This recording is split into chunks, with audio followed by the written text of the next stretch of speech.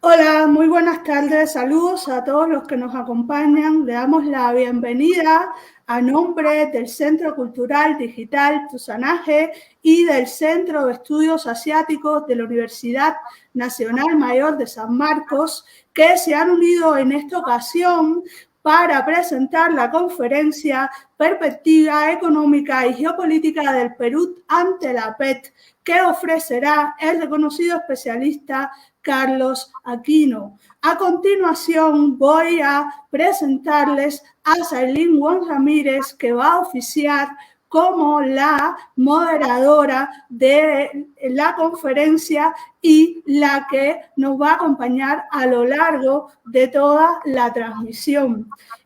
Sailin Wong es coordinadora de las actividades académicas sobre Asia-Pacífico en Tusanaje. Es economista por la Universidad Nacional Mayor de San Marcos, con especialización en gestión pública, programas de presupuestos por resultados y formación de capacitación de la OIT.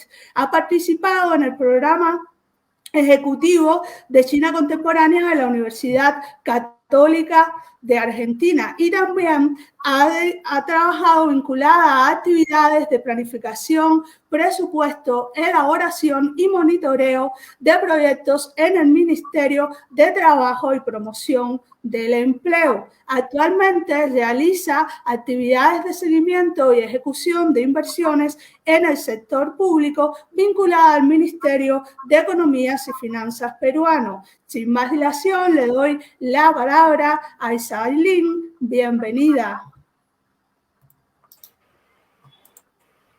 Muchas gracias, Janet, por la presentación. Buenas noches con todos. Les saluda Sailin Wong Ramírez, miembro de Tusanaje.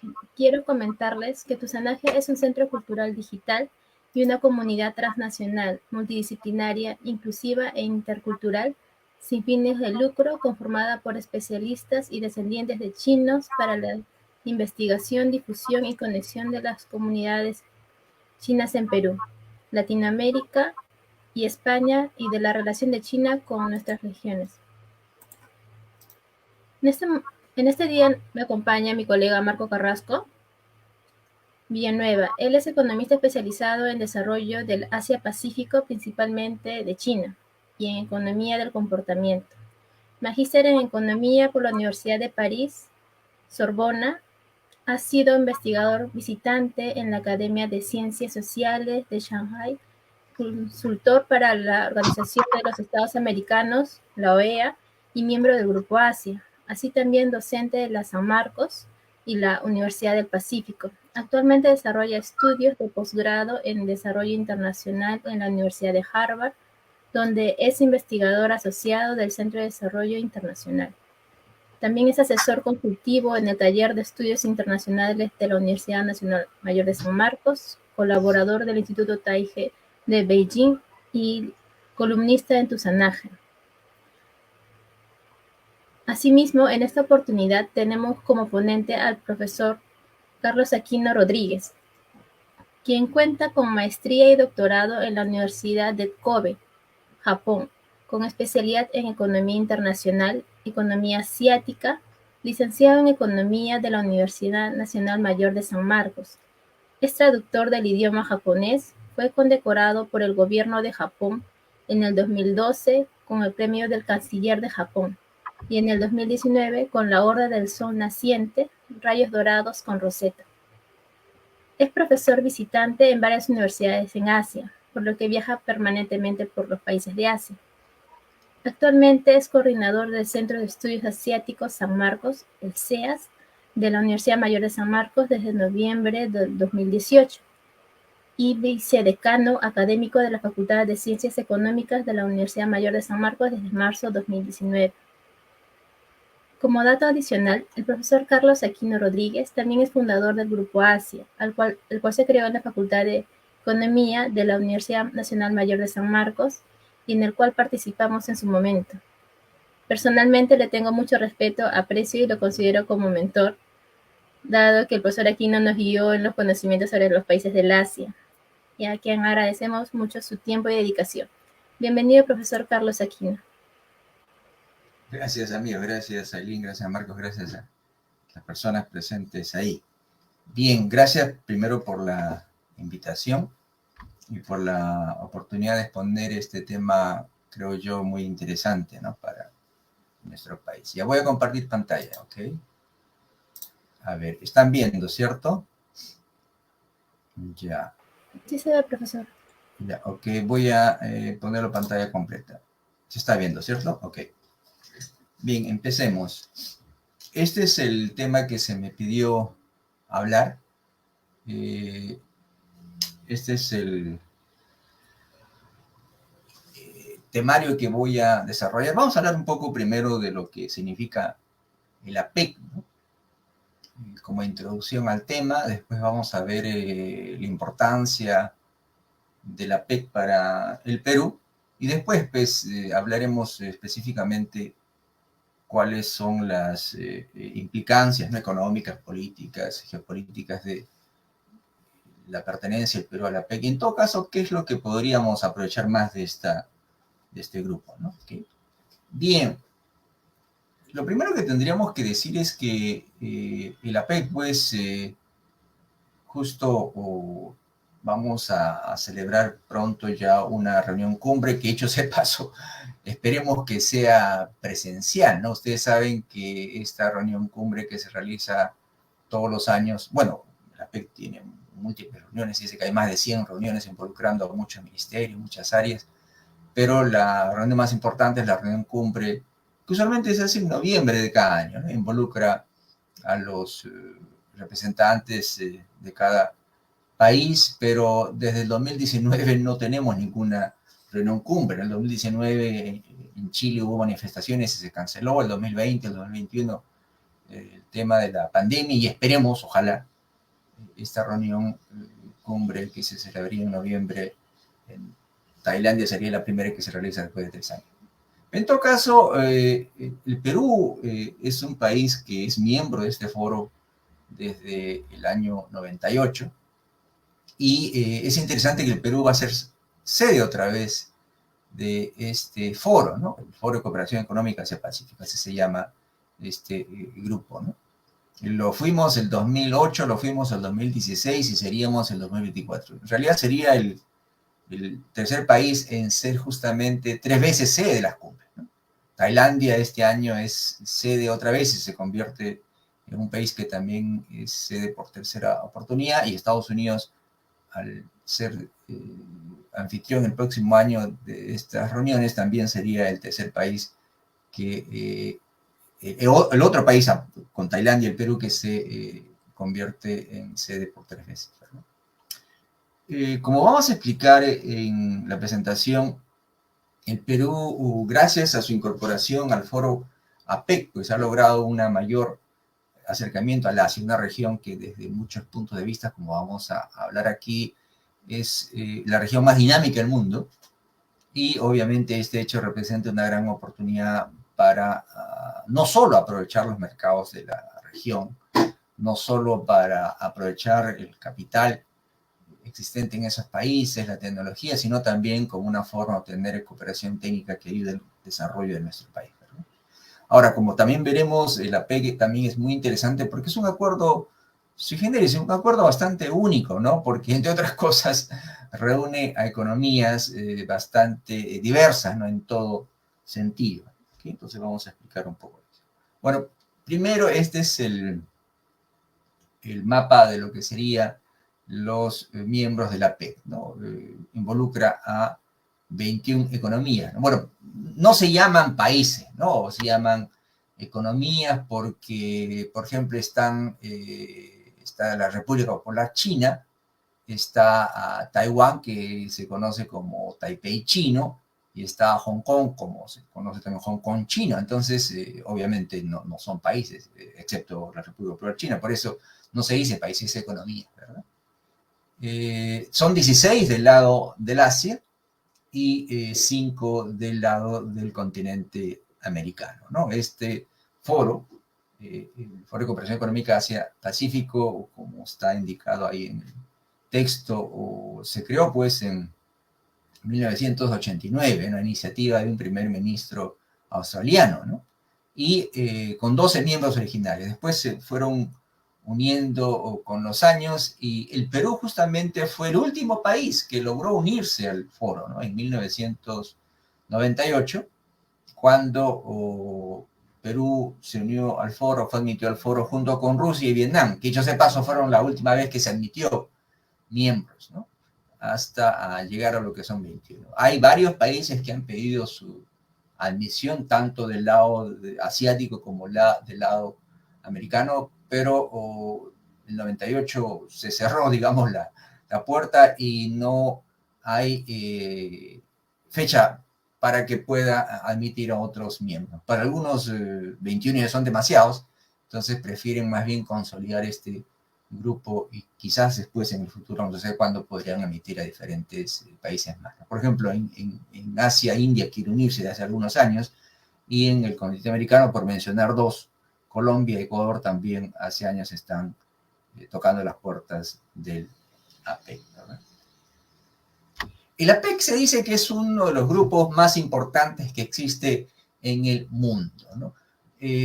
Ahora, el APEC, primero empezamos definiendo el APEC no es un grupo de integración clásico, ¿no? Ustedes han escuchado hablar, por ejemplo, la Unión Europea, por ejemplo, o el Tratado de Libre Comercio de América del Norte, que ahora tiene otro nombre, que involucra Estados Unidos, México y Canadá, el Mercosur, por ejemplo, la Alianza del Pacífico, ¿no? No es exactamente un grupo de integración económica, porque entre otras cosas, la diferencia principal entre el APEC y estos grupos que he mencionado es que en estos grupos de integración económica hay acuerdos que los países adoptan y que tienen cronogramas de cumplimiento y es de cumplimiento obligatorio muchos de esos acuerdos, ¿no? En el APEC no.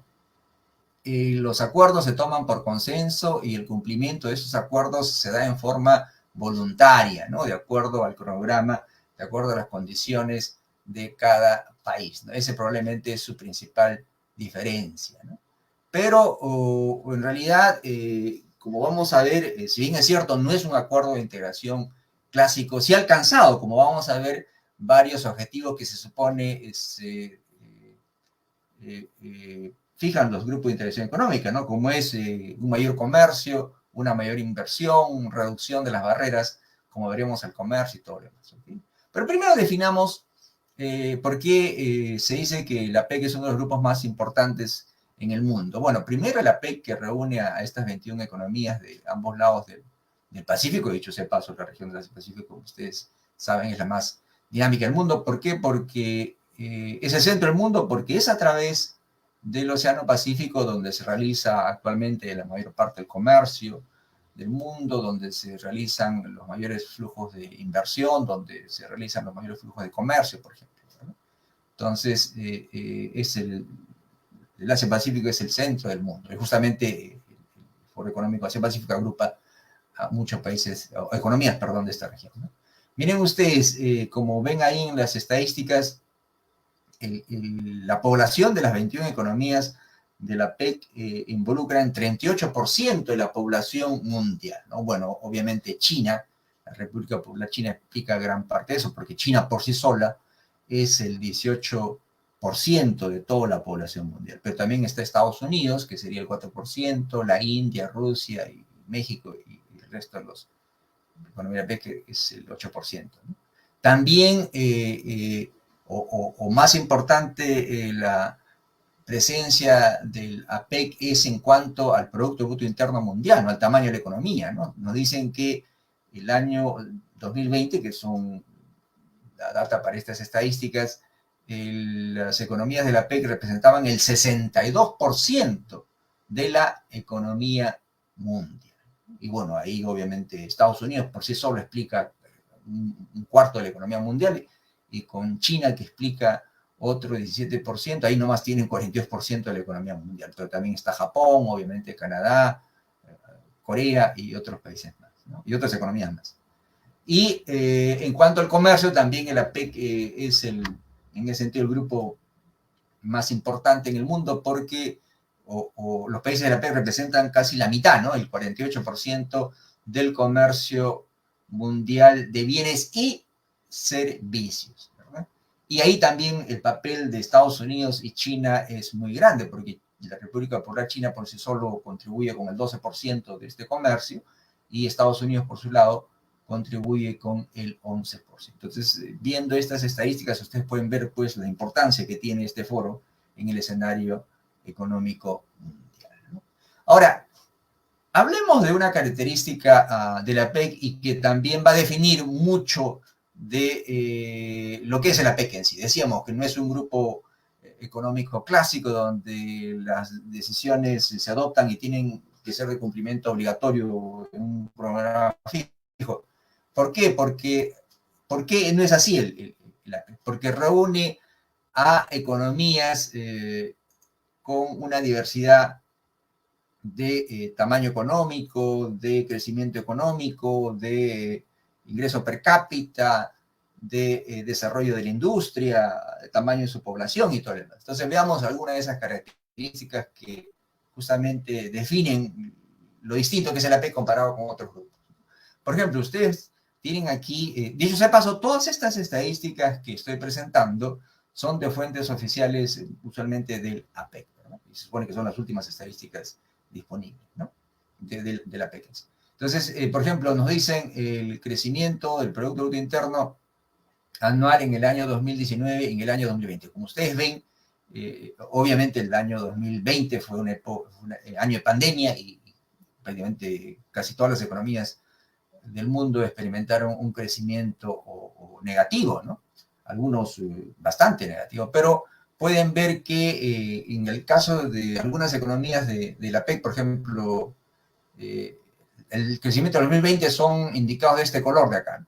Algunas economías crecieron, por ejemplo, China logró crecer, también Taipei chino logró crecer y Vietnam creció. O sea, en realidad, de las pocas economías que crecieron en el mundo, varios de ellas, en 2020, varios de ellas están en el APEC, ¿no? China específicamente, Taipei, Taiwán, Vietnam, pero también aquí está que es Brunei, ¿verdad? Pero en todo caso el crecimiento es bastante disímil, ¿no? Incluso dentro de la APEC, ¿no? Algunos países crecieron más, algunos no crecieron en absoluto, algunos países tuvieron un decrecimiento bastante marcado.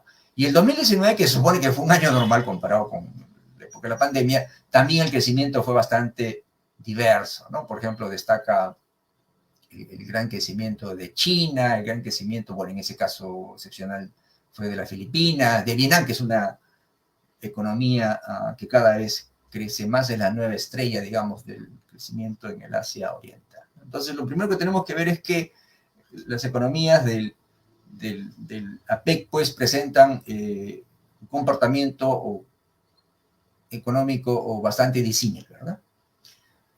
Otro aspecto bastante interesante del APEC es que hay bastante crecimiento, perdón, mucho del comercio es interregional. ¿Qué significa? Que muchas de las exportaciones que realizan o las importaciones que realizan es con otros miembros del APEC, ¿no? Es interesante, por ejemplo, que en el tema de las exportaciones prácticamente el 26.5% de todas las exportaciones que se hacen dentro de la APEC es con China, por ejemplo.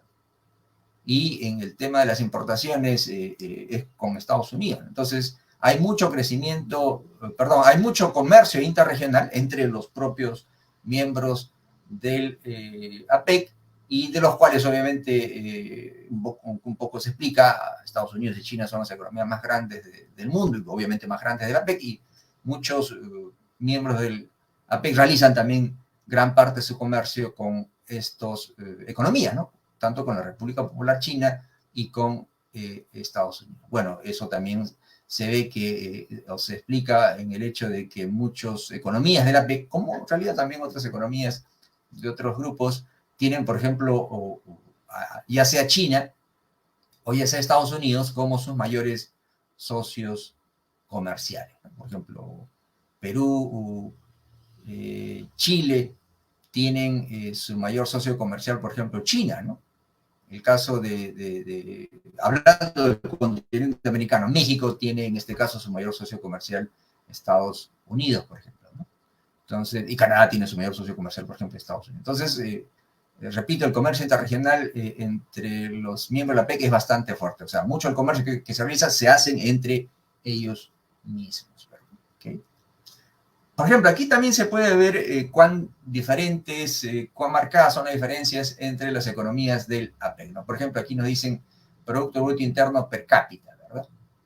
Para el año 2020 y el año 2021. Ustedes pueden ver, por ejemplo, ¿no? Tenemos economías bastante desarrolladas, industrializadas, con un nivel de vida altísimo y con un producto per cápita altísimo. Imaginen ustedes, nos dicen aquí que el año, esta barra de este color es del año 20, o la producción en todo caso para el año 21, está casi $60.000, imagínense, ¿no? Otra economía desarrollada y con altos ingresos, por ejemplo, es Singapur, por ejemplo, que también casi tiene $60.000, ¿no? Y otro también es Estados Unidos. Canadá también es una economía de altos ingresos, y lo mismo Japón, pero también tienen, por ejemplo, economías que todavía su ingreso es bastante menor, ¿no? El caso de Vietnam, por ejemplo, que no llega ni a $3.000, por ejemplo, el caso de Filipinas mismo, el caso de Papúa Nueva Guinea, por ejemplo, o el caso de Indonesia también. Entonces ustedes pueden ver la gran disparidad, ¿no? Países bastante desarrollados con un alto nivel de vida y otros países que todavía no lo son, ¿verdad? Antes de terminar esto, estamos hablando de algunas diferencias, por ejemplo, de economía, de tamaño económico, de crecimiento económico, ¿no? Pero también, obviamente, hay que enfatizar de que estas economías son también diversas en el sentido de que, por ejemplo, tienen regímenes políticos distintos, ¿no? Ustedes saben, por ejemplo, que Vietnam y la República Popular China en particular son gobernados por partidos comunistas, donde hay regímenes de partido único, ¿no? No hay elecciones democráticas como se supone que hay en el resto de países, mientras que se supone que el resto de países tiene más o menos un régimen democrático donde cada cierto tiempo hay elecciones políticas. Entonces, una de las características que explica el crecimiento o que ha tenido esta región, que ha sido realmente bastante grande comparado con otras regiones, es que, aparte de que comercian mucho, estos países también reciben mucha inversión extranjera, ¿no? De hecho, mucha del comercio que realizan estos países es de empresas transnacionales, ¿no? Que han invertido ahí. Por ejemplo, en los últimos 30, 40 años, China, ¿no? China es un ejemplo de cómo un país crece, y el motor del crecimiento económico de China, por lo menos al comienzo, fue la inversión extranjera, ¿no? China empezó hace ya 43 años, ya desde 1979, cuando hizo sus reformas económicas y apertura al mundo, admitiendo inversión extranjera. Entonces, la inversión extranjera ha sido el motor y sigue siendo el motor del crecimiento económico, del comercio de muchas economías en el Asia. Y se ve aquí, ¿no? La inversión extranjera que ha sido bastante importante. Estos son prácticamente una estadística que muestra los flujos que recibieron, la inversión que recibieron las economías del Asia prácticamente desde su formación como grupo, ¿no? De 1989-90. Como ustedes ven, esos flujos pues han ido aumentando en el tiempo, ¿verdad? Incluso nos muestra, miren ustedes, esto de aquí nos muestra, por ejemplo, esta cifra. ¿Qué significa? Por ejemplo, esta cifra es 67.9, dicen, ¿no? Los flujos que recibieron las economías de la P como porcentaje de los flujos de inversión en el mundo. O sea, casi un 68% de todos los flujos de inversión que recibieron las economías en el mundo fueron en las economías del AP.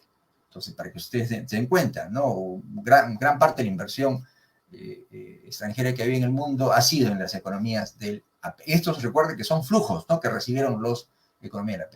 Y aquí también tienen los flujos de inversión que realizaron las economías. Y aquí también tenemos una estadística muy interesante. Miren ustedes, para el año 2020 nos dicen que el 85.8% de toda la inversión extranjera que los países o las economías realizaron afuera fueron de el APEC, ¿no?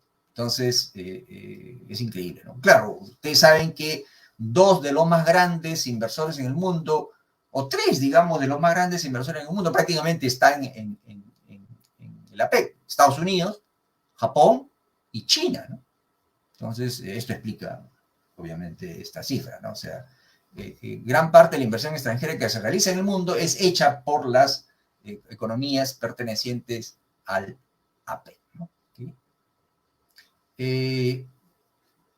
Aquí, por ejemplo, ustedes pueden ver en cuanto a los flujos de inversión, por ejemplo, veamos en el lado izquierdo, ¿no? Estos son los flujos de inversión que recibieron las economías de la AP. ¿Quiénes fueron las economías que más recibieron esas inversiones extranjeras? Estados Unidos, 23.1, esto es para el año 2020, ¿no? La República Popular China, Hong Kong, 17.6, aunque en realidad ustedes quizás sepan, Hong Kong pues es digamos, como una ciudad-estado, ¿no? No tiene ni 1.000 kilómetros cuadrados, su población no llega a más de 8.5 millones de habitantes, y en realidad mucha de la inversión extranjera que recibe Hong Kong y mucha de la inversión extranjera que también hace Hong Kong, porque también, como ustedes ven en el lado derecho, Hong Kong también realiza inversión extranjera, en realidad no es exactamente inversión. Por ejemplo, esta inversión que llega a Hong Kong no es que exactamente se queda ahí. Dicen que gran parte de la inversión que llega a Hong Kong, de aquí se va a China. O sea, Hong Kong es prácticamente un intermediario, ¿no? Con el comercio también sucede lo mismo. Hong Kong exporta mucho en realidad, pero mucho lo que exporta Hong Kong son reexportaciones que vienen de China y a través de Hong Kong se van al resto del mundo. Porque imaginen ustedes, ¿cómo explican ustedes que, por ejemplo, ¿no? Que Hong Kong, repito, que no tiene ni 1.000 kilómetros cuadrados, ni 8.5 millones de habitantes, reciba más inversión extranjera, según esto, 4 veces más que México, que es una economía que tiene ¿cuánta población tiene México? Que tiene como 140 millones de habitantes, ¿no? ¿Okay? Entonces, la explicación es que mucha de la inversión extranjera que viene a Hong Kong, de ahí se va a otros países, específicamente del Asia Oriental, específicamente China. Y el caso es lo mismo acá, ¿no? De las economías que realizan bastante inversión extranjera, invierten afuera.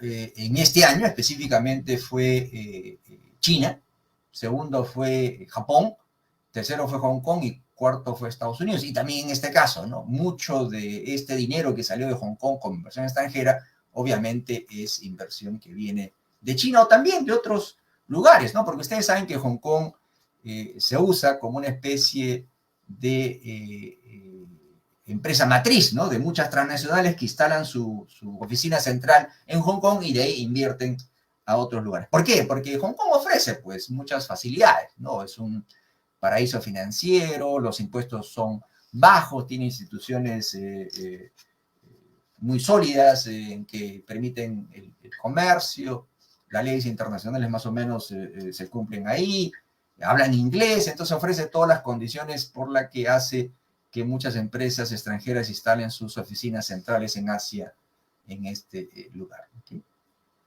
Bueno, aquí tiene un cuadro o resumen que muestra para las 21 economías la población, por ejemplo, el tamaño del Producto Bruto Interno, el Producto Bruto Interno per cápita, el monto de las importaciones de mercancías y servicios comerciales y las exportaciones, ¿no? Y ustedes pueden ver la diversidad, ¿no? Por ejemplo, China es la economía, como ustedes saben, que más población tiene, 1.400 millones, pero comparen, por ejemplo, con Brunei, que solo tiene 437.000 habitantes. El Producto Bruto Interno, ya les comenté, por ejemplo, este es el tamaño del Producto Interno. Estados Unidos es la mayor economía del mundo con 20 billones de dólares, en español, pero otra vez Brunei Darussalam solo tiene 12.000 millones de dólares. Ingreso per cápita, otra vez Estados Unidos, por ejemplo, tiene 63.000 dólares per cápita de ingresos, pero, por ejemplo, donde está Vietnam, solo tiene 2.785. En cuanto a las importaciones de bienes y servicios, en el año 2020, por ejemplo, tienen Estados Unidos, que es el mayor importador en el mundo, 2.8 billones de dólares, pero, por ejemplo, Brunei solo importó en ese año 6.519 millones de dólares, ¿no? En el caso de las exportaciones, otra vez, en este caso sería China, ¿no? El mayor exportador, 2.8 billones de dólares, mientras que otra vez Brunei solo exportó en ese año 6.941 millones de dólares. Entonces ustedes ven, pues, esta diversidad de las características económicas que tienen esta región, este grupo, ¿no? ¿Okay? Bueno, rápidamente pasando al tema de cómo está organizado el APEC. Aquí también es algo sui generis, ¿no? El APEC, si bien es cierto, tiene como objetivo, el objetivo de la creación de la PEC fue especialmente desde que en 1994 se ponen las metas de Bogor, porque si bien es cierto, se creó en 1989 el grupo APEC, en realidad las reuniones cumbres recién se realizan a partir del año 93, ¿no? Y al comienzo era solo una reunión de ministros de Estado, pero que tampoco tenía muy clarificado qué es lo que quería el APEC. Pero en el 94 se dijo, ¿no? El objetivo de la PEC es alcanzar para el año 2020, se supone que un área de libre comercio entre todos los países, se supone que 10 años antes del 2010, esta área de libre comercio e inversiones debería ser ya alcanzado o por las economías más desarrolladas, ¿no? Entonces, poco a poco el APEC llegó a establecer mecanismos para justamente tratar de cumplir, ¿no? El objetivo que se fue aclarando con el tiempo, repito, a partir de 1994, de crear una zona de libre comercio e inversión. Y para eso, obviamente, instaló varios mecanismos, varias áreas. Se instaló, por ejemplo, una secretaría permanente de la PEC que existe en Singapur y estableció, pues, reuniones de, como ustedes ven ahí, reuniones ministeriales, reuniones de funcionarios de Senior Official Meeting, que se llama funcionarios de alto nivel, para que se reúnan y preparen acciones que justamente lleguen al cumplimiento de esa meta. Pero una de las cosas sui generis, o dos cosas sui generis que existe en el APEC, por ejemplo, es esto que está aquí, que estoy señalando, no sé si se ve con el puntero, APEC Business Advisory Council, ¿verdad? Que significa el Consejo Consultivo Empresarial de la APEC. Desde el primer momento, en el APEC se dieron cuenta de lo siguiente, ¿no? Dijeron, bueno, ¿cuál es el objetivo de este grupo? Como mucho grupo de interacción económica, obviamente queremos, pues, un mayor comercio, una mayor inversión entre nuestras economías, ¿no? Pero ellos se dieron cuenta de que solo hablar de querer mayor interacción económica entre funcionarios de gobiernos, que eran los que se reunían al comienzo, no tenía mucho sentido. Entonces, o mejor dicho, tenía sentido, pero en realidad ellos sentían de que en realidad los que hacen la economía, los que invierten, los que comercian, los que compran, venden, los que se arriesgan, son los empresarios. Entonces invitaron a los empresarios. Por eso los empresarios tienen un lugar en la estructura organizacional del APEC. De hecho, decíamos, en noviembre hay una reunión cumbre, ¿no?, de los líderes de estas economías, y 2 o 3 días antes de que los líderes se reúnan, también hay una reunión de líderes empresariales de estas economías. Se reúnen y en el último día de la reunión de líderes empresariales se reúnen con los líderes políticos de las economías de la APEC. Porque en el APEC son conscientes de que para realizar las diversas metas, objetivos, ¿no?, que como es una mayor integración económica, un mayor nivel de comercio e inversión, se necesita la participación de los empresarios, ¿verdad? Y otra característica también un poco sui generis del APEC es lo que está puesto acá en esta nota, dice, ¿no? Dice, bueno, ahí dice acá, Waller, dice, todos los años una economía miembro es el anfitrión de las reuniones de la APEC, ¿verdad? Obviamente la economía anfitriona miembro es responsable, ¿no?, de ser la que jefatura, ¿no?, la reunión anual de líderes económicos. Por ejemplo, participan lo que diríamos, excepto o en el caso de Taiwán, lo que serían jefe de Estado, pero no se le dice así, se dice líderes económicos, ¿verdad? Por ejemplo, participa el presidente del Perú, el primer ministro de Japón, por ejemplo, ¿no? Pero no se les dice jefe de Estado, sino se le dice líderes económicos, ¿no? Y el de Taiwán no participa. Usualmente en esta reunión participa un líder empresarial de Taiwán o de Taipei, China, ¿no? Pero también, como ustedes ven acá, aparte de estas reuniones, obviamente, de líderes económicos, reuniones ministeriales o de altos funcionarios, también participan, como comentábamos, empresarios a través del Consejo Consultivo Empresarial de la APEC y académicos hay un consorcio de centros de estudios académicos del APEC. Se supone que cada economía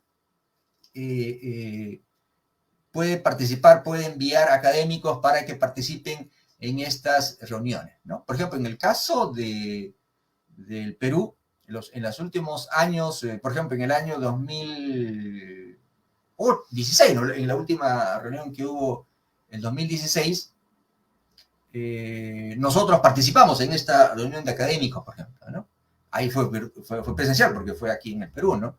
Ha habido ¿cuánto? Hace un mes, ¿no? Hubo una reunión en julio, hubo una reunión, creo que fue el 21 de julio, me parece.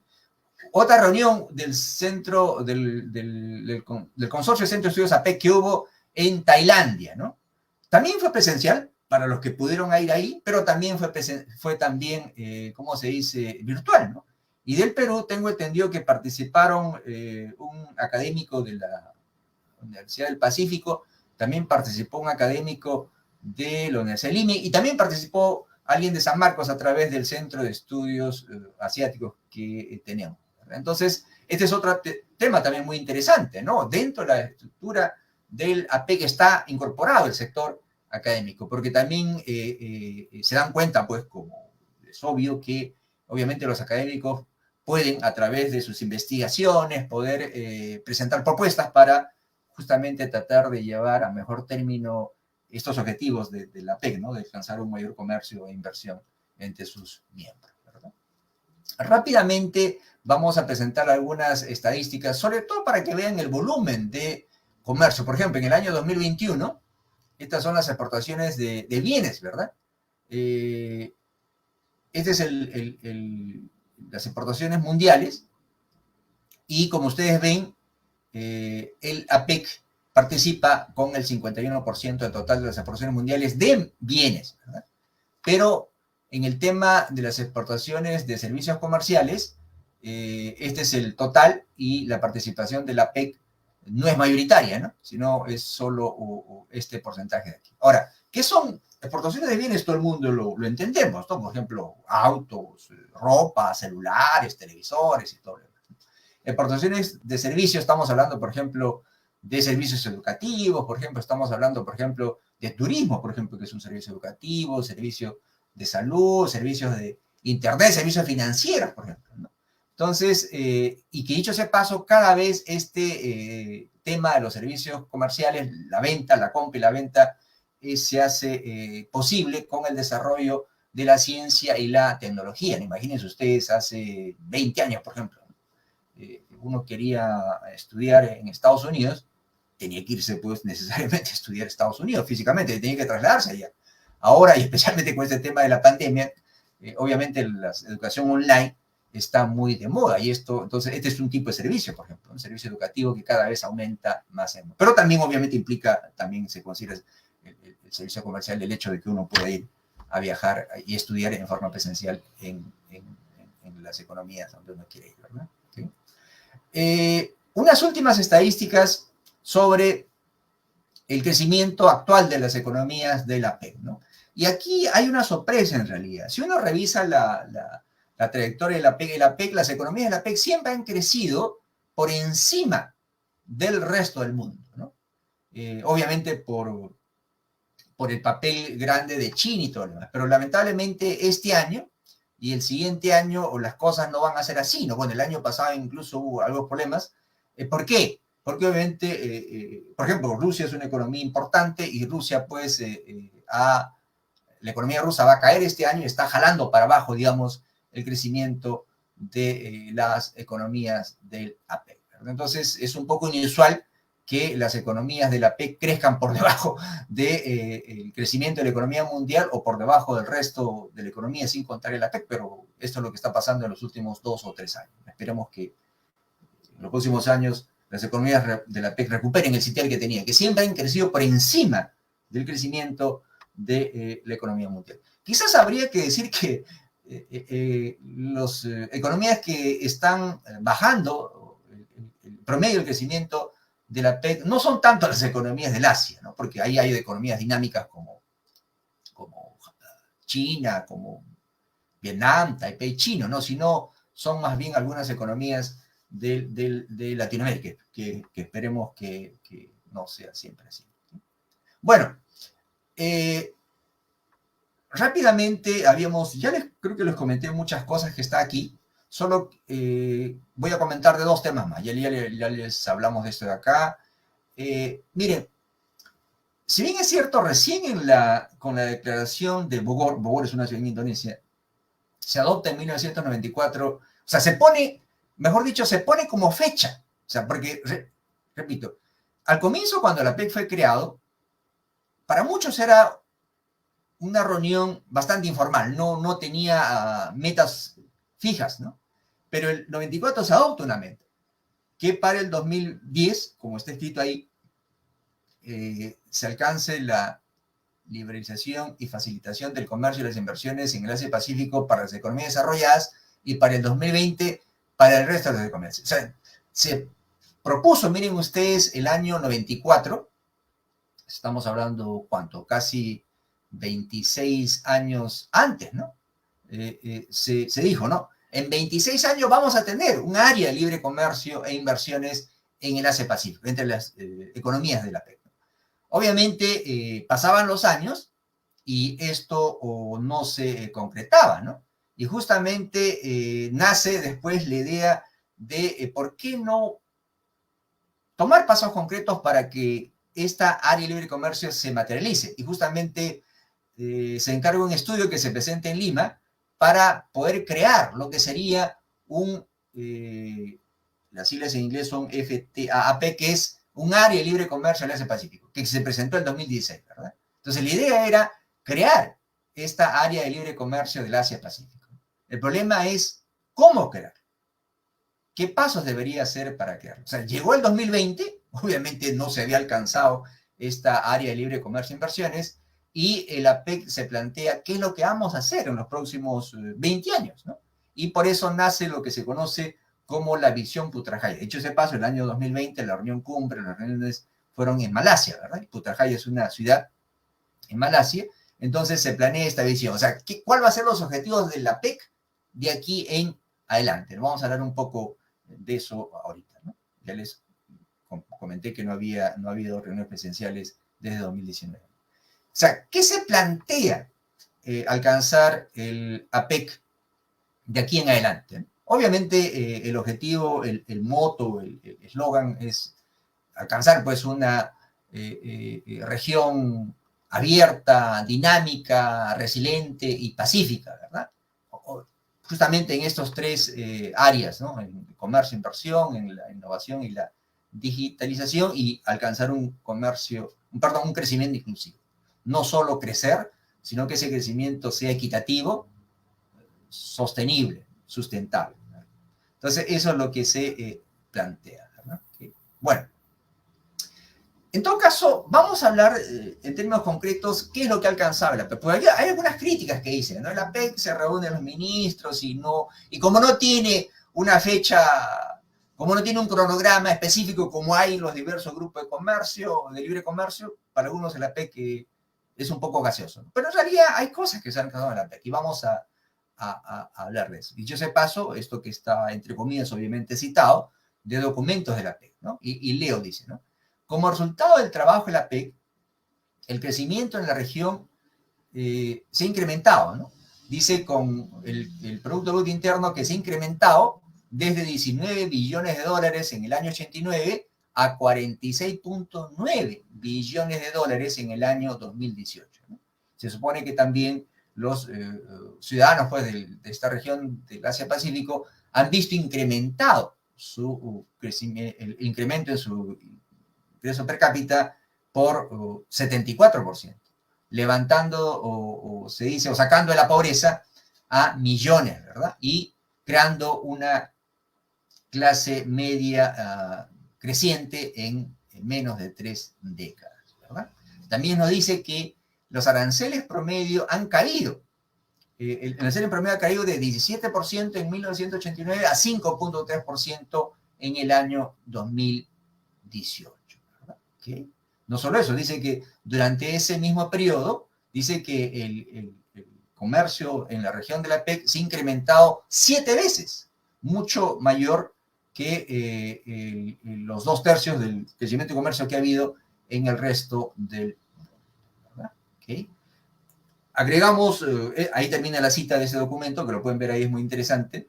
Dice que en realidad podríamos decir que uno de los grandes beneficios que ha obtenido las economías miembros de la PEC, y el Perú en particular, es que gracias a pertenecer a la PEC, el Perú, por ejemplo, ha podido alcanzar acuerdos bilaterales y regionales con economías que quizás si no hubieran sido miembros de la PEC no hubiera sido posible. Por ejemplo, ¿no? el acuerdo comercial bilateral que hemos tenido con China, con Japón, con Corea. Por ejemplo. Yo creo que hubiera sido imposible que el Perú tuviera acuerdos comerciales con estas economías si no hubiera sido miembro de la PEC.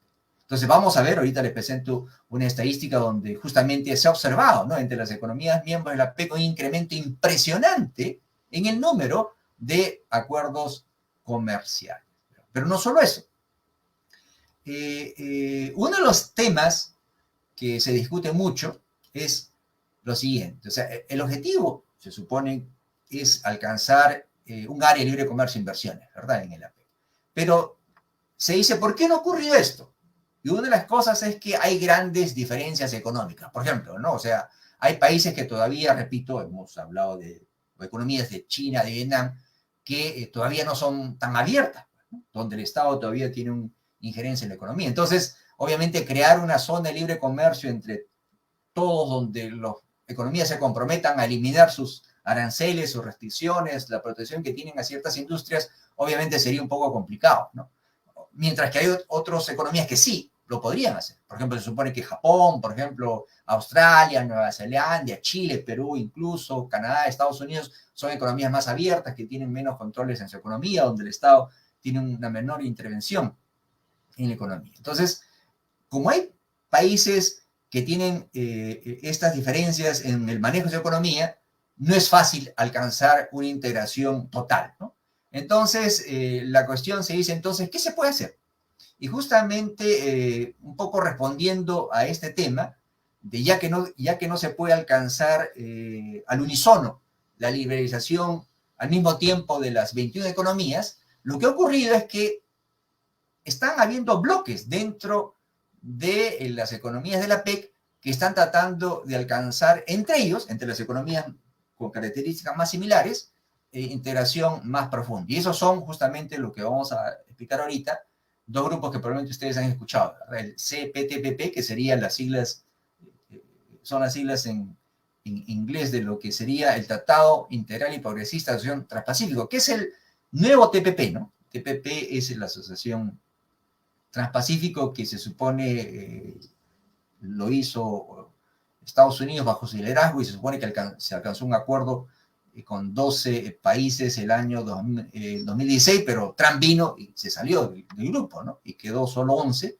y Japón y Australia lo sacaron adelante y se transformó en CPTPP. Y por otro lado tenemos el otro grupo, ¿no? El RCEP, que son también las siglas en inglés de lo que sería la Asociación Económica Integral Regional, que reúne más a economías del Asia, ¿verdad? Entonces vamos a hablar un poco de eso. Y justamente hablamos de esto porque se supone que estos dos bloques de integración podrían ser los grupos que ayudarían a conseguir lo que se supone aspira en la PEC, ¿no? El área de libre comercio del Asia-Pacífico. Vamos a hablar un poquito de eso. Bueno, primero miren ustedes lo que ha pasado, ¿no? O sea, como decíamos, uno de los grandes éxitos se dice que ha logrado el APEC es que gracias a la creación de la APEC, los acuerdos de integración entre sus socios han aumentado, ¿no? ¿Okay? Miren ustedes, en el año 90, por ejemplo, había pocos acuerdos comerciales, ¿no? Dice acá, dice, ¿no? Acuerdos de libre comercio en el APEC, ¿no? De 90 cuando se formó en 2020. Y miren ustedes cómo ha aumentado, ¿no? Se supone, por ejemplo, que en el año 2020 se supone que hay firmados 190 y hay en efecto, o sea, hay en vigencia 181. Bueno, ahí están, por ejemplo, de diversos acuerdos que ha firmado el Perú. Ustedes, el Perú ha firmado desde el 90 TLC con China, con Japón, con Corea. El Perú también es miembro del CPTPP, por ejemplo, y otros más, ¿verdad? Entonces, si bien es cierto, no se ha podido lograr todavía un acuerdo de libre comercio entre las 21 economías de la PEC, por las diversas razones que expliqué. Hay países que todavía defienden, protegen un poco más su economía que otros. Hay países o economías que dicen yo no puedo liberalizarme porque mi nivel de desarrollo pues no es tan alto como el tuyo. Si abro mi economía, tú tienes industria más competitiva, si quiebras mi economía, ¿no? Entonces, no se ha podido alcanzar un área de libre comercio entre las 21 economías, pero grupos de economías o grupos o pares de economías, entre ellos están alcanzando acuerdos de libre comercio. Yo les comenté el caso de Perú, por ejemplo, con China, Perú con Japón, Perú con Corea, o Perú con otras 10 economías más o 10 países más en el CPTPP. ¿Okay? Aquí está justamente. Algunos dicen que justamente los caminos para alcanzar esta área de libre comercio en Asia-Pacífico serían el RCP y el CPTPP. No tengo mucho tiempo, pero hay diferencias entre, para explicar, digo, mucho tiempo, pero solo les comento brevemente. Obviamente no son iguales. Primero, no son iguales porque los miembros son distintos, ¿no? En el CPTPP, imaginen ustedes quiénes están. Japón, Australia, Nueva Zelanda, Malasia, Singapur, Brunei, Vietnam, y esto de acá. Son 11 economías, ¿verdad? De los cuales 7 son del Asia y 4 son del continente americano. Y en el RCP hay 7 que son del CPTPP, pero estas de aquí que no están en el CPTPP. Entonces, primera diferencia, obviamente son 14 en el RCP y solo 11 en el CPTPP. Primera diferencia.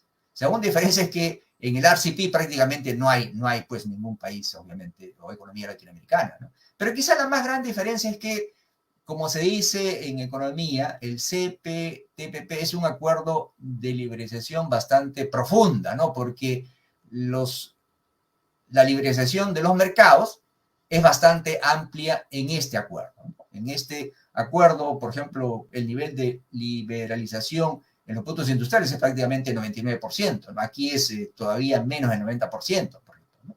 Por ejemplo, en el CPTPP, por ejemplo, hay las compras de gobierno prácticamente están liberalizadas, ¿no? O se pretende liberalizar, ¿no?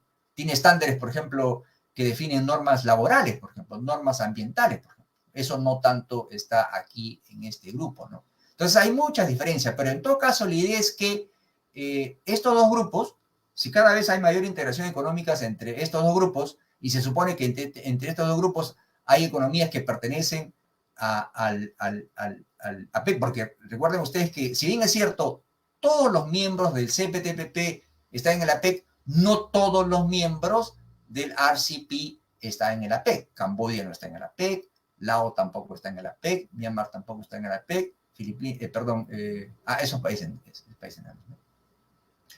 Aunque aquí también hay otro problema. O sea, si bien es cierto, se dice que el RCP y el CPTPP son caminos al área de libre comercio del Asia-Pacífico, en ninguno de estos dos grupos están 5 economías de la PEC. No está Estados Unidos, no está Estados Unidos en ninguno de estos. No está Rusia, no está Rusia en ninguno de estos grupos. Tampoco está Papúa Nueva Guinea, tampoco está Hong Kong y tampoco está Taiwán. Entonces, faltan. Pero en todo caso, se dice, ¿no? Quizás una forma de alcanzar el tan buscado área de libre comercio del Asia-Pacífico es a través de este RCP, el CPTPP, y que más economías, por ejemplo, se unan a estos grupos. Por ejemplo, Corea, que no está en el CPTPP, quiere unirse al CPTPP, ¿no? Taiwán o Taipei chino, que no está en el CPTPP, quiere unirse, ya aplicado para unirse. China, que no está en el CPTPP, también aplicado para unirse al CPTPP. Entonces, la idea sería que cada vez más economías se unan a estos acuerdos y si todos se unen, obviamente, todas las economías de la PEC, repito, se unen a estos acuerdos, ya se alcanzaría en cierta forma un área de libre comercio de la Asia-Pacífico. Bueno, rápidamente, miren, como vamos a ver en estas estadísticas, en realidad la PEC es el grupo más importante para el Perú desde el punto de vista comercial, ¿no? Por ejemplo, vamos a ver estadísticas que dicen que en el año 2021, imagínense ustedes, casi el 66% del intercambio comercial de bienes del Perú fue con los miembros del Foro APEC. O sea, el Perú negocia más con los miembros del Foro APEC que con cualquier otro grupo. Por ejemplo, con el CPTPP es solo el 13.4% y con la Unión Europea es solo un 10.9%. No solo eso, sino que en los últimos meses, incluso en el último año, si contamos de julio del 2021 a junio del 2022, el comercio con los miembros del Foro APEC del Perú ha aumentado incluso al 66.4%. Entonces, en pocas palabras, cada vez el APEC es más importante para el Perú. Aquí tienen ustedes las estadísticas, quizás no se ve mucho. Aquí está, por ejemplo, esa cifra, ¿no? Dice, ¿no? En el año 2021, ¿no? El volumen del comercio, exportaciones más importaciones de bienes, con los miembros del Foro APEC representó el 65.8%. Ahora, ¿qué explica esto? Obviamente explica que en el Foro APEC están dos de los socios más importantes del Perú. Bueno, están de los 8 socios comerciales más importantes que tiene el Perú, 6 están en el APEC. Estados Unidos, por ejemplo, ¿no? Aquí Estados Unidos, ¿ok? Perdón, China, obviamente, primero. Estados Unidos, Brasil no es miembro de la APEC, está Canadá, está Corea del Sur, está Japón, está Chile, está México, por ejemplo. Entonces, ¿por qué, repito, el bloque APEC es muy importante para el Perú por el lado del comercio? Porque los mayores socios comerciales del Perú están en el APEC. Estados Unidos, China, Estados Unidos, Canadá, Corea del Sur, Japón, México y Chile, ¿verdad? Especialmente Asia. Ustedes saben que Asia, pues, por darle un dato nada más, imaginen ustedes, si en el año 2010 solo el 26% de las exportaciones peruanas iban a los países asiáticos. El año pasado, prácticamente la mitad fue al Asia. Bueno, ustedes lo pueden ver acá, ¿no? Miren ustedes. El año pasado el Perú exportó ¿cuánto? 56.000 millones de dólares. ¿Cuánto fue al Asia? Este monto acá, casi prácticamente la mitad. ¿Okay?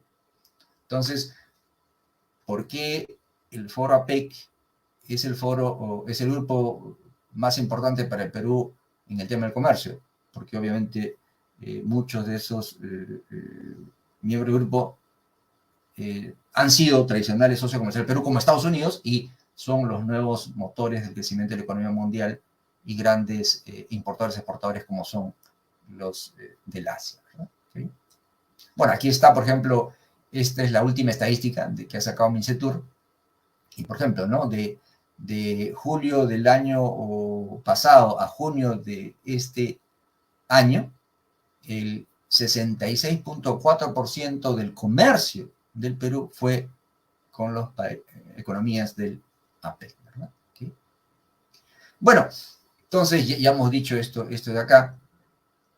El tema es que todavía gran parte de lo que el Perú exporta al APEC son materias primas. Eso es algo que todavía tenemos que resolver. Específicamente, como mucho lo que se exporta es a las economías del Asia, por ejemplo, a Japón, Corea del Sur, China, el 95% de lo que se exporta a estos países son materias primas. Son ya sea minerales, ya sea harina de pescado, aceite de pescado, o un poco de petróleo y un poco de gas. Entonces, ese es el gran dilema, ¿no? Ese es el gran tema, esa es la gran tarea por delante, ¿no? O ¿por qué no exportamos productos diferentes de materias primas, ¿no? Y otro tema también, no solo son importantes por el tema del comercio, sino también varios de los más grandes inversores extranjeros en el Perú se encuentran entre las economías del APEC. Bueno, aquí en realidad estadísticas no son muy fáciles de conseguir.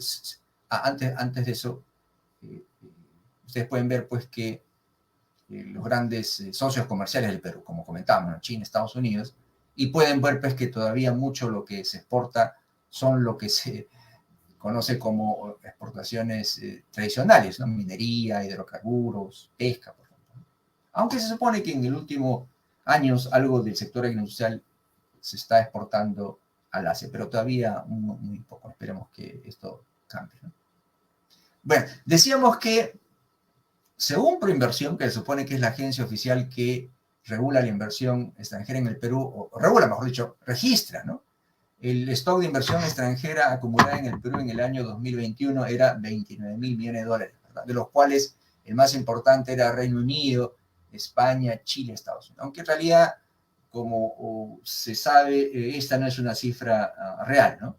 El problema es que Proinversión no es obligatorio registrar la inversión extranjera en Proinversión. Entonces, si una empresa extranjera quiere, registra su inversión, pero no está obligado a hacerlo. Entonces, esta no es la cifra real. En realidad, la cifra real invertida en el Perú es mucho mayor. Por ejemplo, este es el último estudio que ha sacado de la Organización de las Naciones Unidas para el Comercio y el Desarrollo, y dice que en el año 2021 el stock de inversión acumulada en el Perú era de 117.816 millones de dólares. Y esto tiene mayor sentido, ¿no? Porque ustedes saben que solo China hasta el año 2020 había invertido en el Perú 30.000 millones de dólares, más que todo lo que se supone Proinversión tiene registrada como inversión extranjera. Entonces, esta estadística no es exacta, ¿no? Entonces, lo más real es esta acá, pero no es tan fácil conseguir el desagregado, ¿no? Pero se sabe que China, por ejemplo, es uno de los mayores inversores en el Perú, ¿no? Siendo el mayor en realidad, ¿okay? Bueno, el tiempo corre, ya terminando. Entonces, viendo estas estadísticas, resumiendo un poco lo que hemos hablado, ¿cuál es la importancia económica y geopolítica de la PEC para el Perú? Bueno, en el tema económico yo creo que es bastante claro, ¿no? En la PEC, la importancia de la PEC se debe a que reúne las economías y potencias más importantes del mundo. Estamos hablando de Estados Unidos, la primera economía mundial, China, la segunda economía mundial, Japón, la tercera economía mundial, si bien es cierto, Rusia es creo que la 10ª o 11ª economía más grande del mundo, pero también es una potencia. Bueno, Corea desplazó recientemente a Rusia y está entre las 10 economías más grandes del mundo, por ejemplo. Entonces, el APEC es importante porque están las economías más grandes del mundo, las potencias más importantes del mundo, ¿no? Algunos dicen que en realidad pertenecer al APEC es como pertenecer a un club exclusivo, ¿no? Que le da al Perú derecho pues a reunirse, imaginen ustedes, con los líderes de las economías de las potencias más importantes del mundo, ¿no? Segundo, que también es importante porque reúne pues a los principales mercados que tiene el Perú, ¿no? Bueno, justamente ¿y cómo se ha alcanzado esto, no? Se dice, hemos dicho que gracias al APEC, por ejemplo, el Perú ha sido capaz de poder tener áreas de libre comercio, acuerdos de integración económica con China, Japón, Corea, que hubiera sido imposible conseguirlo si no hubiéramos estado presente en el APEC, ¿verdad? Tercera razón es que en el APEC pues están las economías más dinámicas del mundo. Las economías que más crecen en el mundo están en Asia y muchas de esas economías están en el APEC y el Perú está en el APEC, ¿no? Entonces la cuestión es, obviamente, dada la creciente importancia económica, política de China, de Corea, de Indonesia, de Vietnam, obviamente el pertenecer a la PEC, al Perú, cada vez la importancia es más evidente, ¿verdad? Y probablemente quizás ya visto desde un punto de vista geopolítico, ¿no? Este tema de la competencia que hay entre Estados Unidos y China, pues todo el mundo sabemos, hay una competencia entre China y Estados Unidos, una competencia económica, tecnológica y todo lo demás entre una potencia establecida como es Estados Unidos y otra potencia emergente como es China, obviamente hace que esta región sea cada vez más importante, la región del Asia-Pacífico, y justamente el APEC es la que reúne a muchas de estas más importantes economías. Entonces yo creo que ahí radica el tema principal de la importancia de la PEC para el Perú. La importancia económica, la importancia política, la importancia geopolítica. Estamos en el centro del movimiento, estamos en el centro de la región más dinámica. Ahora, obviamente esta competencia involucra varias cosas, quizás positivos, también quizás negativos, pero yo diría que el Perú, no solo el Perú, sino otras economías, países, podrían aprovechar, ¿no?, esta rivalidad que hay entre estas entre estos dos países, entre estas dos economías, y obviamente conseguir lo mejor para el Perú. Bueno, eso es todo, o más bien termino acá, y si hay alguna pregunta o si hay tiempo, pasaríamos a ese espacio. Ok. Gracias, profesor Aquino. Ha estado, como siempre, muy interesante su presentación. Un gusto nuevamente también verlo, como mencionaba Sailin al momento de presentarlo. Yo voy a estar a cargo de plantearle un par de preguntas, que son las que me han hecho llegar por interno. Y voy a empezar con la siguiente, que en realidad se repite de dos personas, más o menos es similar. Esta tiene que ver con el contexto internacional actual. Justo mencionaba al cierre de su presentación el tema de las tensiones, ¿no? Y la rivalidad que ha venido incrementándose entre Estados Unidos y China. Y bueno, esto también se ha venido evidenciando más recientemente con el tema de Taiwán, que claramente está registrado en la PEC como China Taipei. Entonces, en este contexto, la pregunta es, ¿cuáles usted considera que pueden ser las consecuencias actuales, o en todo caso las próximas consecuencias que podría haber para el bloque de la PEC debido a estas? Sí, mira, Marco, en realidad ya hay consecuencias. El año 2018 fue la reunión cumbre del APEC, la última presencial que hubo en Papúa Nueva Guinea, ¿verdad? No asistió Biden, perdón, no asistió Trump, y tampoco asistió Putin, y tampoco asistió Xi Jinping. Pero hubo un debate prácticamente, una discusión, ¿no? Hubo una discusión en la PEC donde Estados Unidos, pues, el vicepresidente Mike Pence y el secretario de Estado, Mike Pompeo, acusaron a China, ¿no? Justamente, tú conoces muy bien, Marco, China, pues, tiene esta famosa iniciativa de la Franja y la Ruta, ¿no? Donde está prestando dinero para construir infraestructura, y Mike Pompeo acusó a China, ¿no? De endeudar a los países, ¿no? O sea, que hay unos países que dicen, ¿no? Que China, al prestar mucho dinero a países que quizás algunos de ellos no puedan pagar, los está poniendo en una trampa. Entonces, Mike Pompeo acusó, obviamente el canciller chino no se quedó con así nada más, y también hubo una réplica y todo. Entonces ya se ve este tema. Ahora, el nuevo tema es con Rusia. Y mira, la reunión cumbre va a ser ahora en noviembre, ¿verdad? Y va a haber, en días antes, va a haber una reunión cumbre del grupo de G20, donde está Estados Unidos, China, Rusia y todo lo demás, que va a ser en Indonesia. Y muchos han dicho de que si va Putin, no va Biden, por ejemplo. Y así, o sea, ya se va. Ahora, claro, ese es el tema actual, por el tema de la invasión rusa a Ucrania, pero con el tema de China, y aquí respondo específicamente a la pregunta, pues sí, pues tenemos este tema de Taiwán, ¿no? Obviamente, antes de que sucediera esta visita de Pelosi, la presidenta de la Cámara de Representantes de Estados Unidos, que ha encendido todo este problema, las relaciones de Estados Unidos con China no eran buenas, ¿no? Bueno, ya desde Trump, ¿no? Trump, en el año 2016, desde que asumió el poder, pues tuvo bien en claro, ¿no? Que para él, bueno, lo dijo él, China es el enemigo, China es el competidor estratégico, lo ha denominado Estados Unidos en sus documentos de defensa nacional, de política de seguridad nacional, y impuso pues una serie de medidas económicas y todo lo demás, acciones comerciales que hasta ahora están, ¿no? Altos aranceles y todo lo demás, ¿no? Subió Biden, pero esta política de competencia que tiene Estados Unidos con China, esta política de competencia estratégica que se ha mantenido, ¿no? La única diferencia quizás es que Biden pues no es tan abrasivo en sus comentarios, ¿no? Frente a Xi Jinping, pero en el tema de la política comercial todo se mantiene, ¿no? Entonces, si este tema pues de la visita de Pelosi se dice que ha encendido un poco más la pradera, ¿no?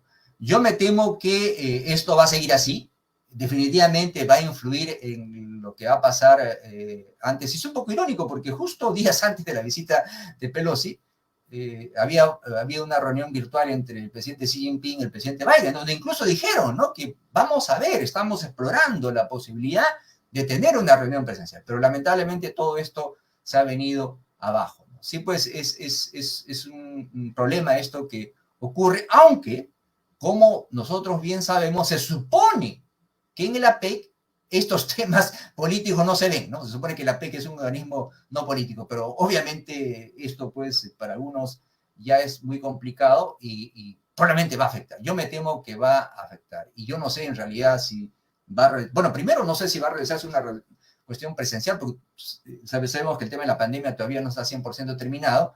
Y segundo, ¿no? El tema de Taiwán, el tema de Ucrania, y yo no sé si la verdad haya una reunión cumbre, por lo menos con estos tres presidentes, probablemente los otros presidentes vayan, pero no sería la primera vez. Imagínate tú, eso pasó en el 2018. Inusual, ¿no? Es inusual. Y lamentablemente es probable que esto se repita otra vez por estos temas de confrontación política y todo lo demás. Gracias por la respuesta, profesor. Hay dos preguntas más, pero también las voy a juntar en una sola por temas de tiempo, porque igual están relacionadas.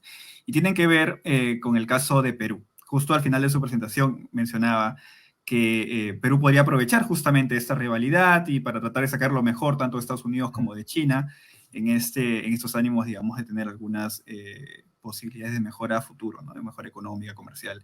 En ese contexto, justo la pregunta es, ¿no? ¿En qué posición debería orientarse Perú? ¿Cómo es que podría aprovechar mejor este enfrentamiento para obtener determinado rédito económico en los próximos años, ¿no? Quizás un poquito para complementar también, sabemos todas las dificultades políticas que tenemos, quizás pensar o aventurarse a la PEC 2024 respecto a cuál es el gobierno que vamos a tener en ese entonces, puede ser también un poco, no sé, pues aventado por lo que estamos viendo actualmente, pero en todo caso, pensando de forma, asumiendo que todo seguiría tal cual la situación de ahora, ¿qué recomendaciones se podría dar, ¿no? al eventual gobierno peruano en ese año? Pues tenemos una situación complicada no solo afuera, sino también adentro. Bueno, miren, yo creo que hay que tener en cuenta varias cosas. Primero, nunca un país debe depender mucho de otro, ¿no? Yo creo que hay lecciones en la historia que narran cuando un país depende demasiado de otro, las cosas se complican, ¿no? Entonces, la cuestión es tener una relación equilibrada con todos los países, ¿no? Primero, no depender de ninguno, tampoco tomar partido por ninguno, ¿no? O en realidad, Perú, primero porque Perú es un país pequeño, pues no somos una gran potencia, ¿no? Entonces, primero debemos cuidar eso, ¿no? Pero justamente yo creo que el hecho de no ser una potencia grande, porque también podría involucrarnos en conflictos directos con otros, nos permite, no digamos estar de espectador, sino ver qué puede ser lo mejor para nuestro país. Por ejemplo, ¿no? Yo creo que, hablando, por ejemplo, de este tema de la iniciativa de la Franja y la Ruta, ¿no? China ofreció, pues, esta iniciativa de la Franja y la Ruta, el Perú es miembro, pues, de esta iniciativa, es uno de los 20 países de Latinoamérica que se han unido a esta iniciativa. Pero por otro lado, y que es algo muy importante, creo yo, es una iniciativa muy interesante, porque quizás lo que más necesitan las economías en desarrollo como el Perú es justamente infraestructura, que no tenemos, ¿no? Para construir puertos, aeropuertos y de todo, ¿no? Entonces yo creo que esta iniciativa china es muy interesante. Pero también sabemos que Estados Unidos se está ofreciendo, en Estados Unidos con sus socios occidentales, el grupo 7, el G7, por ejemplo, en la última reunión han acordado establecer un fondo, ¿no? Para también ayudar a los países en desarrollo en construir infraestructura. Entonces yo creo que si se ofrece infraestructura, si se ofrece financiamiento tanto de China como de Estados Unidos o sus aliados, ¿por qué no tomarlas, ¿no? Ahora, ¿cuál? Obviamente tendríamos que ver qué es lo que mejor conviene para el Perú, ¿no? En términos de tasas de interés, en términos de plazos de repago, en términos de si tiene o no condiciones, ¿no? Entonces yo creo que hay que aprovechar todas las circunstancias, no podemos dejar nada de lado. En términos de mercado también, ¿no? Tenemos tratados de libre comercio con Estados Unidos, tenemos tratados de libre comercio con China, y me parece muy bien, hay que tener tratados de libre comercio con todos los países del mundo, aprovecharlo, porque no hay ninguna contradicción, yo creo que no hay ninguna contradicción. O sea, la ventaja de ser país pequeño es que no influye tanto, pues, así hagamos algo, no influye ni en China ni en Estados Unidos, que son tan grandes. Yo creo que esa es la ventaja de ser país pequeño y creo que debemos aprovecharlo al máximo. Claro, podemos equivocarnos sin impactar mucho el resto. De cierta forma. Bueno. Gracias, profesor. Muy interesantes sus respuestas. De mi lado, le agradezco muchísimo la presentación, como siempre muy aleccionadora, y espero que aquellos que han podido seguirnos o que vean después también la grabación puedan aprender mucho de la PEC y también de la importancia que tiene para nuestro país de cara a los próximos años y de lo que seguramente se va a estar hablando cada vez más conforme llegue el 2024. Muchísimas gracias de mi parte y bueno, le doy pase a Zailín para las palabras finales.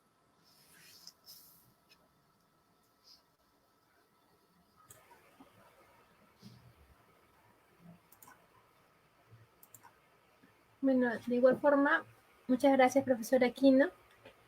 Y bueno, finalmente, como hemos escuchado, profesor, Perú es miembro de la PEC desde hace casi 25 años, lo cual ha permitido al país tender puentes con países del Asia-Pacífico, tanto en exportaciones, importaciones, adquisición y uso de nuevas tecnologías y también acercamiento a culturas del Asia como es China. Además, debemos recordar la importancia tanto para el país como para las instituciones públicas y privadas la formación de alianzas estratégicas para alcanzar los objetivos planteados, ¿no? Como se menciona en la ODS 17.